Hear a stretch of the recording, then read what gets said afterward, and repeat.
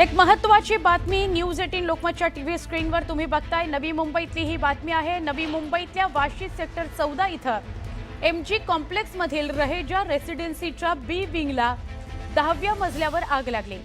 4 ते 5 तासांच्या अथक प्रयत्नानंतर आगीवर नियंत्रण मिळवण्यात यश आलं। नवी मुंबईमध्ये रहेजा कॉम्प्लेक्स इथं इमारतीच्या 10व्या मजल्यावर आग लागल्याची घटना घडली। या घटनेमध्ये 4 जण गंभीर जखमी झालेले आहेत। त्यांना उपचाराकरता रुग्णालयामध्ये दाखल करण्यात आलेलं आहे। आगीचं कारण म्हणजे आग का लागली हे अजून समजू शकलेलं नाही। 4 जणांची प्रकृती थोडी चिंताजनक आहे। 10व्या मजल्यावर आग लागलेली होती। आग कशामुळे लागली ते कळलं नाही, पण आग विझवायला 4 ते 5 तास लागले। जैसे माले पे फ्लोर 10th फ्लोर पे आग लगा था हमने, तो हमको नीचे से फोन आया था कि भाई आप लोग निकलो फटाफट। तो हमको बाहर निकलने को आया तभी बहुत हुआ था कि नहीं निकलने को हुआ, दरवाजा हमारा बंद हो गया था। तो भी हम लोग कैसे भी करके 3 सेकंड ट्राई किया तो हमारा दरवाजा खुला। नीचे से फोन आया, ऊपर पुलिस वाला आया, हमको दरवाजा तोड़ के हमको बाहर निकाला।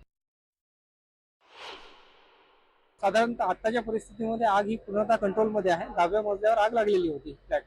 एक साधारणतः 4 ते 5 तास आग कंट्रोल करण्याकरता लागलेले आहेत आणि एक 3 ते 4 लोक इंजर्ड आहेत, त्यांना आम्ही हॉस्पिटलाइज केलेलं आहे।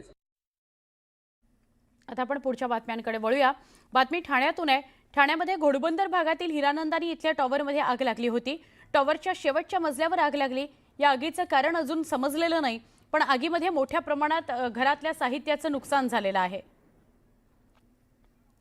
घोडबंदर भागातल्या हिरानंदानी टॉवरमध्ये आहे।